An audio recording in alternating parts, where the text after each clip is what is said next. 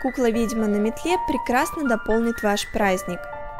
Она светится, двигается и кричит. Состоит из льна, пластика и соломы. Ее длина 118 сантиметров.